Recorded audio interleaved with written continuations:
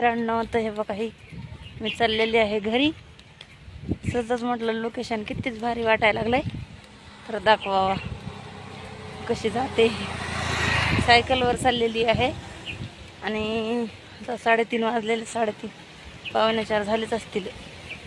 आणि म्हटलं चला, तर रिक्षा आली पण यो तोंड झाकलंय, म्हणतात तोंड झाकलंय. किती भारी आमच्या रस्त्यात झाडी वगैरे आहे. हे रोड जातोय, रोड बी छानच आहे तसं म्हणतात. काय वासा आहे रोड.